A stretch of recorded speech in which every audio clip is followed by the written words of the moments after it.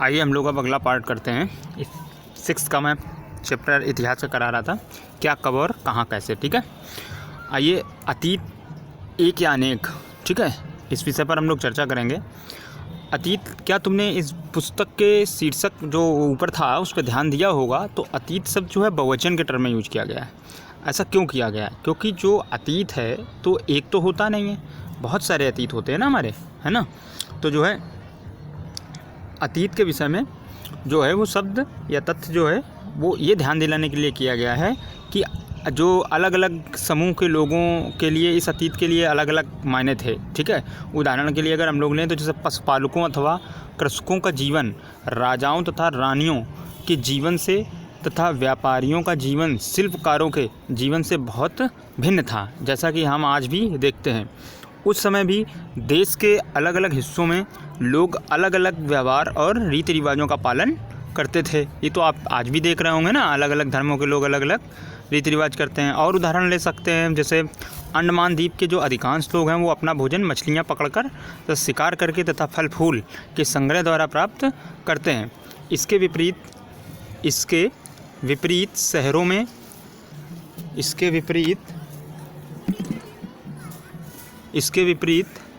शहरों में रहने वाले लोग खाद्य आपूर्ति के लिए अन्न जो है पर निर्भर रहते हैं, अन्य व्यक्तियों पर निर्भर रहते हैं। इसी तरह के भेद अतीत में भी विद्यमान थे।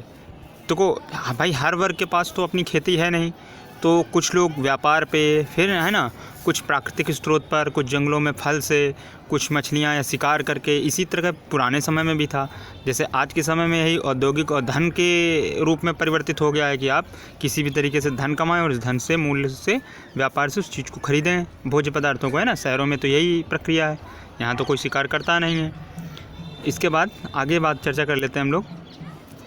इसके अतिरिक्त अन्य तरह का भेद है। जैसे उस समय शासक अपनी विजयों का लेखा जोखा रखते थे, और यही कारण है कि हम उन शासकों तथा उनके द्वारा लड़ी जाने वाली लड़ाइयों के बारे में काफ़ी कुछ जानते हैं।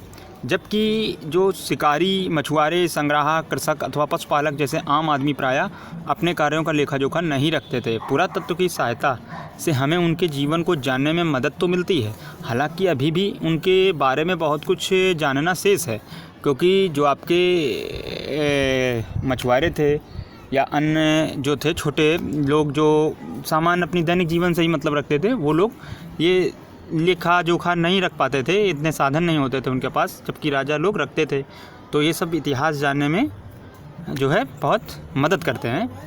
ठीक है, तीसरा जो है, आइए अब चर्चा कर लेते हैं तिथियों का मतलब क्या होता है ना। अगर कोई जो है तुमसे तिथि के विषय में पूछे तो शायद हम लोग उस दिन की तारीख या महीना ही बोलते हैं। सामान्यतः सबके साथ यही होता है ना। जबकि वर्ष जैसे कि 2000 या इससे इसी तरह या कोई अन्य वर्ष बताओगे, हम लोग सन बता दोगे ज़्यादा से ज़्यादा।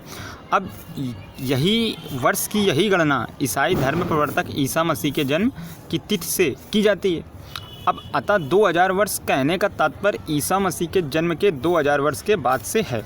आपको यह एक तथ्य पता होना चाहिए कि जो ईसा मसीह का जन्म था वो हम लोगों भाई ईसवी लोग, जो अंग्रेज़ लोग थे, वो अपने हिसाब से मनाते थे, लेकिन भारत में उससे पहले गणना चलती थी। यहाँ के राजा अशोक हुए, ठीक है, अशोक जो है आपने सुना होगा, जो संवत हैं। तो इस तरीके से बहुत से राजा हुए जो इनके अलग अलग, हर्षवर्धन का अपना चलता था।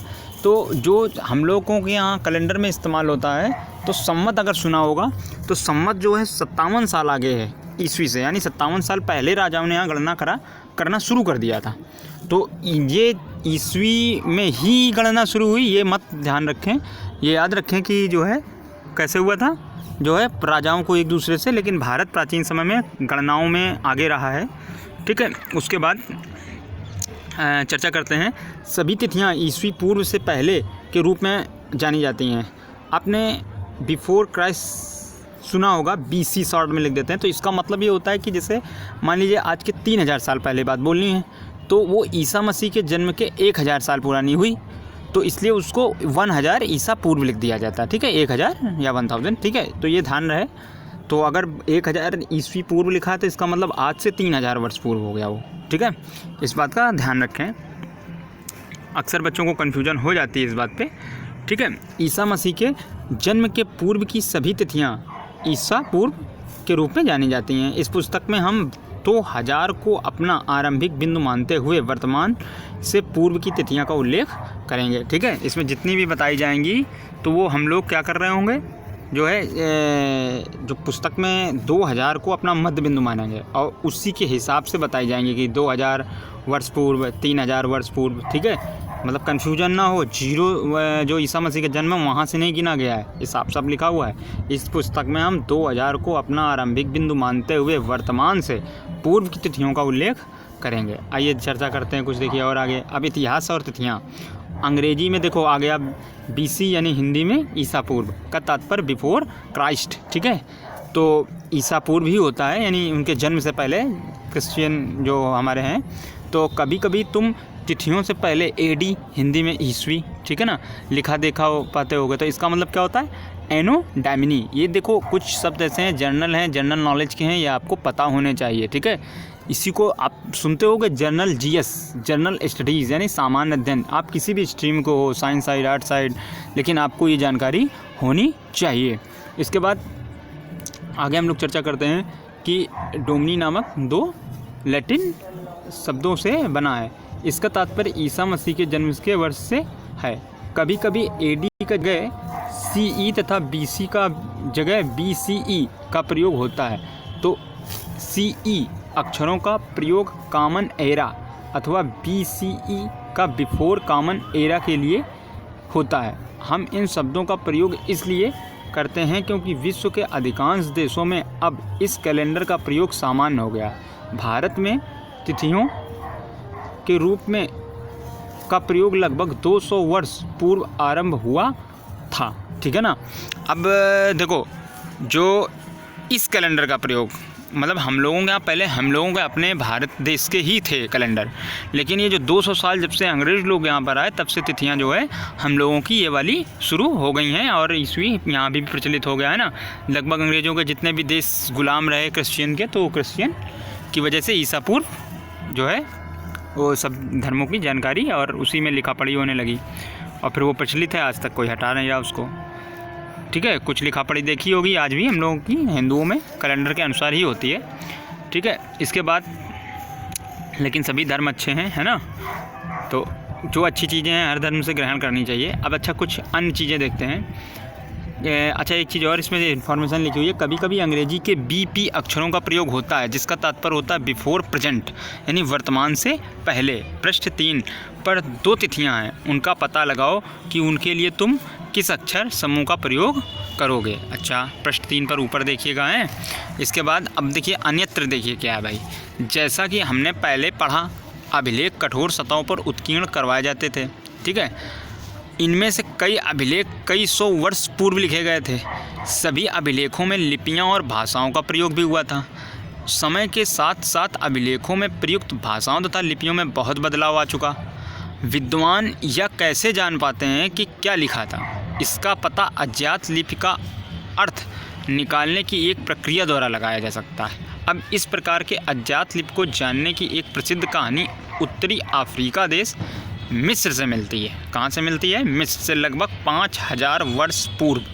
ठीक है, यहाँ राजा रानी रहते थे। अब देखिए ये 5000 वर्ष पूर्व लिखा थी, आज से लिखा हुआ है, यानी ईसा पूर्व की अगर हम बात करें तो 3000। ठीक है, 5000 वर्ष पूर्व ऊपर उल्लेख कर दिया गया था, ध्यान रहे, अफ्रीका देश के मिस्र से मिलती है। अब देखिए कुछ, देखिए ये सिंबल्स हैं PTO, है ना, इस प्रकार के, ये वहाँ पे इस्तेमाल किए जाते होंगे जिसको आधुनिक में परिवर्तित किया गया होगा, पहचाना गया होगा। ठीक है, उन्हीं से फिर ये अक्षर बन गए और शॉर्टकट हो गया और शॉर्टकट संक्षिप्त होता चला गया। फिर उसके बाद हम लोग चर्चा करते हैं आगे कि मिस्र के उत्तरी तट पर रेसेट्टा नाम का एक कस्बा है। यहाँ से एक ऐसा उत्कीर्ण पत्थर मिला जिस पर एक ही लेख 3 भिन्न भिन्न भाषाओं तथा लिपियों में। कुछ विद्वान यूनानी भाषा पढ़ सकते थे। उन्होंने बताया कि यहाँ राजाओं तथा रानियों के नाम एक छोटे से फ्रेम में दिखाए गए हैं, तो इससे कारतूस कहा जाता है। ठीक है।